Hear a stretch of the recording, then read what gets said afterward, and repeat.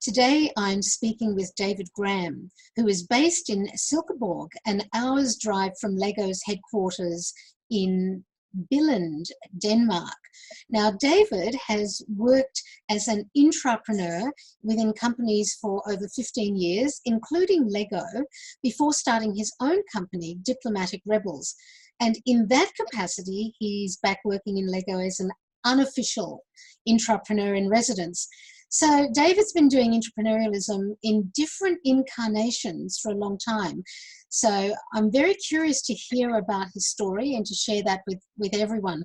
So David, thank you for your time. Welcome. I appreciate you taking the time to speak with me today. Very curious about your journey as an intrapreneur. Would you be able to talk us through a little bit about how that started and how you came to acquire this title of unofficial residence, intrapreneur in residence in Lego?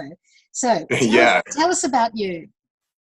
Yeah, thanks. So actually my career started in a completely different place. I guess growing up with parents that were both artists, I ended up myself on a track towards becoming a musician. And I was actually a semi-pro drummer in a band for about 5 or 6 years, and thought really, that was my path and we were going to go professional. And but during those years, I figured out that I actually thought it was more fun managing the band than really playing in it. So I discovered, that, I had an interest in that area, but also maybe a talent in that area. So I started on business school, and while I was doing that, at the same time, I also was part of driving a sort of a cultural and music festival in Denmark, which was sort of an underground event, but was we created a stage for upcoming musicians and artists to be recognized and discovered. So a little like working with startups, but basically working with bands and music. And so when I finished my studies, I did my dissertation paper on my Master of Science in Business Administration. I fell over this concept of blue ocean strategy that came out just that year. Mm.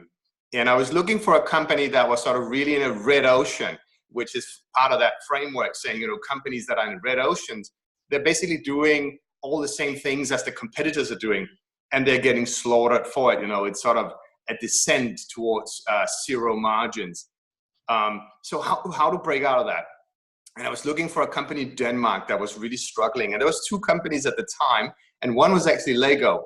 And this was back in 2004. And they were just recently out of their crisis and not really out of it yet. So they were still struggling to get out of their 2003 sort of almost fatal crisis. But the other company was Scandinavian Airlines. And they were also really struggling because of low-cost carriers coming into the market and really eating their lunch. So I reached out to both companies, and as it happened, Scandinavian Airlines invited me in, and I did a number of workshops within the company around how might a company like Scandinavian Airlines break out of those traditional ways of competing to create, for themselves a blue ocean. Yeah. And that turned in from being my dissertation paper to actually being 5 years where I worked for the company. Oh. And I ended up as head of innovation for the company. And it was a great first learning case. It was hard as well because the aviation industry is not the easiest to make massive changes in. It's heavily regulated, a lot of restrictions, of course, due to safety, but also there's a lot of unions involved. So I learned the hard way how challenging it is to be an entrepreneur, to be someone who's driving change in a big old legacy organization. There was a lot of pride and there was a strong brand, but there was also a lot of resistance to the changes needed to become, not only competitive again, but also attractive for future consumers and users. Absolutely. So that's how my journey started, and from there I went into the wind power business with Siemens Wind Power for a time. And but it was, I think my true calling came when I found my job at Lego at the time, which was a small unit within the Lego group. It was just 4 or 5 guys at the time when I joined, called New Business Group. And this was really like sort of the intrapreneurs of the organization. And Lego, now having come out of the crisis at this time and things were starting to grow again, wanting to dial up on innovation and exploration of new opportunities beyond the very sort of core of their business. So I joined that, and then spent the last 8 years in and around the Lego group and the Lego companies. Wow. Okay, that is a very interesting career path, from a drummer to writing a dissertation paper, finding yourself working for Scandinavian Airlines, and then on to Lego. So we'll circle back to Lego in just a moment and what your role there is. But just tell me, before we do that, how the term intrapreneur came onto your radar, because it's only a term that's been used in a more mainstream way in the last few years, and yet it's something that you obviously identify very much with. So how do you define an intrapreneur, and when did you start talking about intrapreneurialism versus innovation?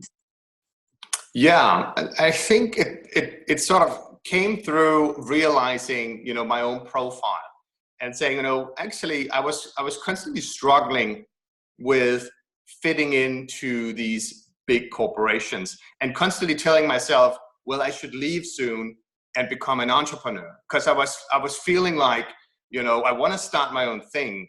But at the same time, working in a big company, you have access to all these resources and talent and opportunities, and it's a huge sort of machine behind you that can really help do things. Whereas if you're an entrepreneur in your own small business, you're really starting from scratch. Yeah. So, and I could also see I was at the same time good at navigating and leveraging these big business ecosystems. Right. So I sort of figured out, okay, I'm sort of half an entrepreneur. I'm half, a company person working in a big company.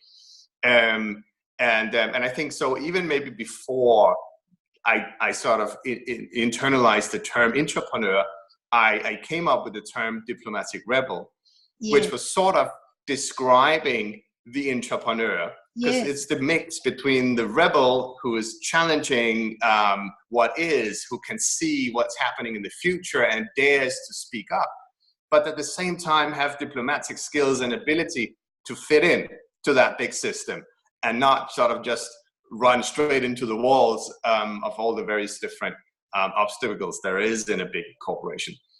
So I think actually that came first to me, and then as the term intrapreneurialism, I actually don't remember when I first saw it.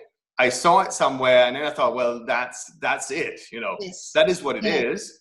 But I was already working under the term of being a diplomatic rebel, and I think these are the same, have the same meaning. Same skill set, yes. So you left and you started your own business called Diplomatic Rebels, and now you're back inside working in Lego, but in a business capacity as in your business called Diplomatic Rebels. So you're literally an intrapreneur and an entrepreneur simultaneously. So just to help us get our head around that. So tell me, what is your role in Lego? So explain that combination of entrepreneur and entrepreneur. Yeah.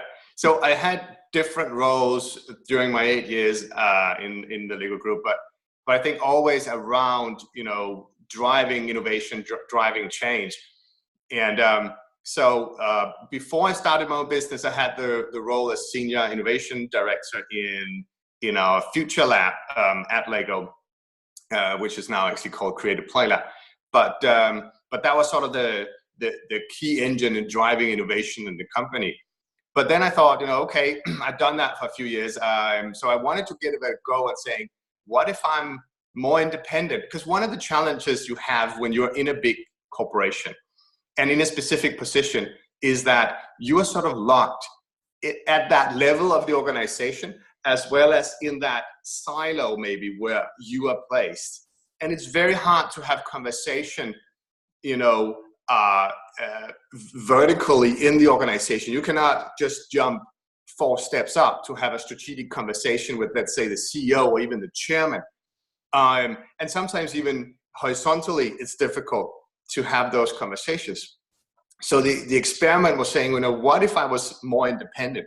Someone who was more from outside, not fixed in one position in one place in the hierarchy, but more someone who could float more freely across the organization. Yes. And that led me to start my own company, but then immediately it actually jumped back into Lego, but then be able to work way more freely. Now I could pitch my ideas to the right people, and I actually did pitch some ideas to the former CEO, who's now the chairman, the executive chairman, and that got me to what I've been doing for the last couple of years, which is to be part of building the strategic venture arm for the Lego companies, which is situated in the holding company that owns and controls all the entities at Lego.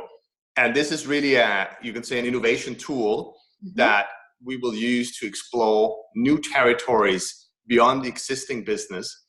But, you know, because I made that change, I could have conversations with completely different people about what is this actually that's needed on a more long-term, on a more strategic level. Whereas, you know, when I was sort of stuck in the innovation lab, I was stuck with driving innovation projects. But sometimes you would realize, well, it's a good thing to drive innovation projects, but actually there's a bigger challenge with the whole architecture and structure of how we are doing things. But it was hard to have that, you know, conversation at the right places. So I think that was part of. You have the best of both worlds now. So. That was what I was aiming for, and so far it's been going well. Yeah. So I spent the last 2.5 years with Lego in that capacity, you know, operating from my own company, you might say, but being almost full time. Now, actually, I completed the work on Lego Ventures, and I'm much less in a full-time position now, and I'm starting to work also with other organizations, and actually just working quite a lot now with a sort of semi-mature startup as well. So in that sense, it's also about a future work life, and I think that's the experiment for myself personally, is saying, is there a way of working that's less binary? Because today it's very binary. Either you work in a big corporate and they sort of own you, you know, to the degree where the contract you have says you cannot do anything else, not even voluntary work, unless you get written permission to do so. Wow. Yeah, there are many companies that have these contracts, you know, really all your time is set for that. And then in the or you're completely out and you don't exist to the company, you know, it's very binary like that. What if there's a new way forward where companies, you know, build ecosystems of talent that are these skilled people that has both the entrepreneurial and the sort of entrepreneurial skills that they pull in when they need something, you know, critically done. And so you don't need to be fully time hired, but at the same time, you have a long-term relationship with that company and organization. Because, you know, what we're seeing today in the gig economy is that there's a lot of freelancers, and many of these become really vulnerable because they have no financial security, they have no insurances, no pension scheme, nothing, right? They're just left on their own. And I think in the future, there's a middle road where you are associated with one or more bigger companies and being on their platform, but not full time. And the advantage for the companies is a higher degree of flexibility, combined with bigger access to talent, because many of these people are not hireable for that company. They don't want to work there permanently, but they love an interesting project. So if you can present, this is an interesting challenge, you can draw some really high skilled talents, as long as you can allow for them not to be full-time hires, right? So I think that's my hypothesis about the future of work, at least for some areas, especially within innovation.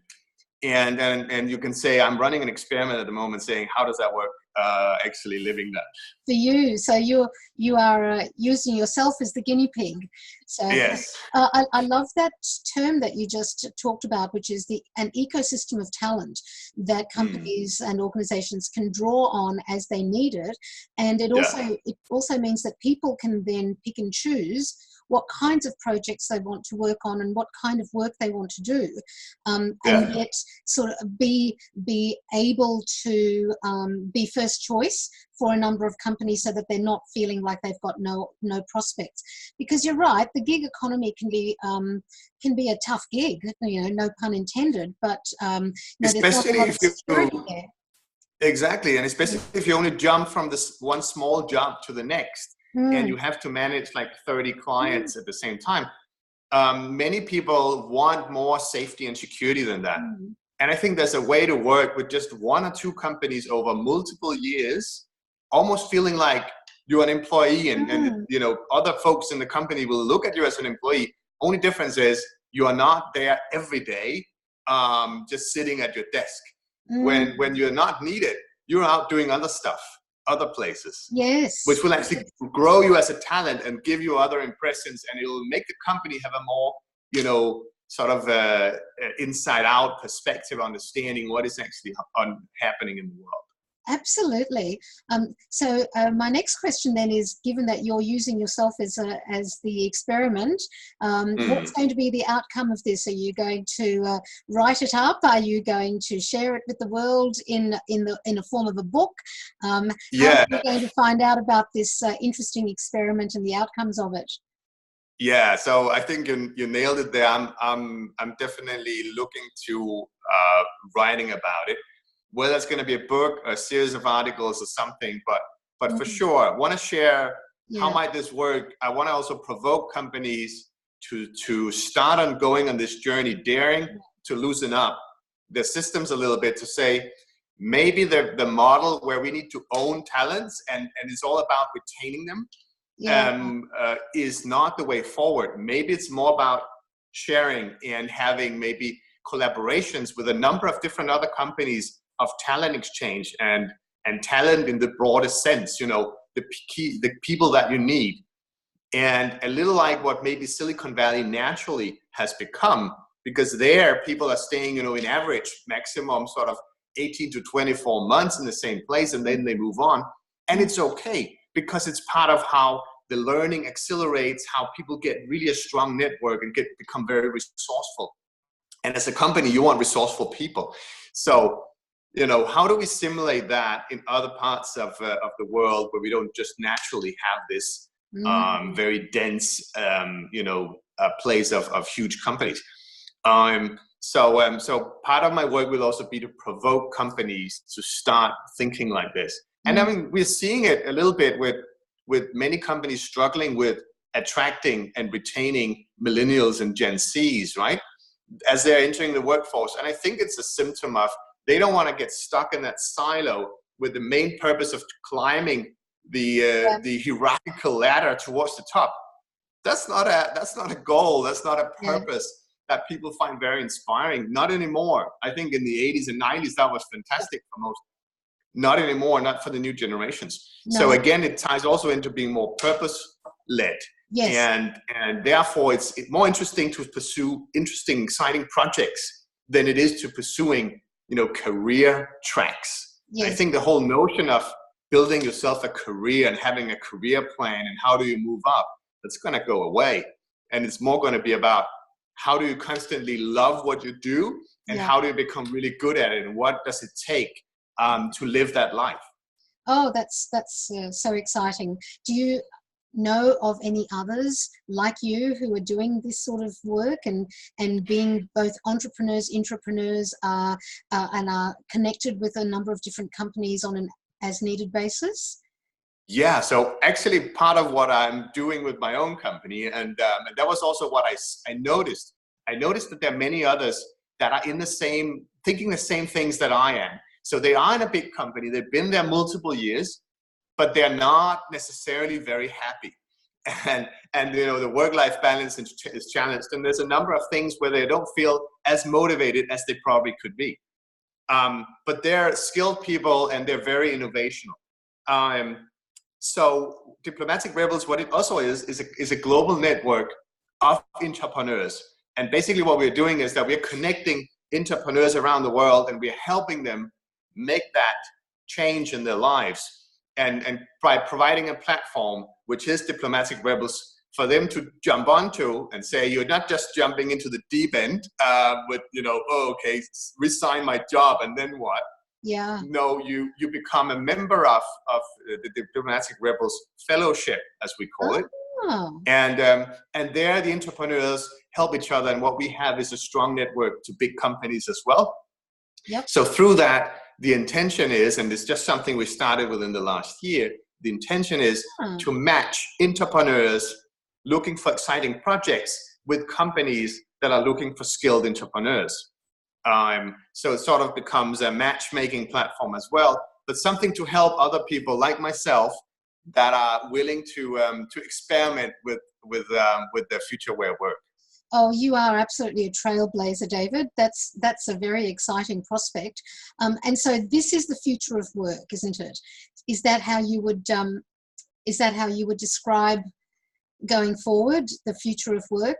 So sorry, I've just lost your video for a very brief moment there. Is everything okay at your end? You're back. Yeah. That's all right. You just disappeared for a moment. Sure. So just as we wrap up the conversation, you've proposed a very exciting model of future working style and modality. What else do you see the future of work holding, and what is the future of intrapreneurialism from your perspective? Yeah. So this ties into also how I believe companies need to be organized in the future to stay, agile enough as well as resilient enough.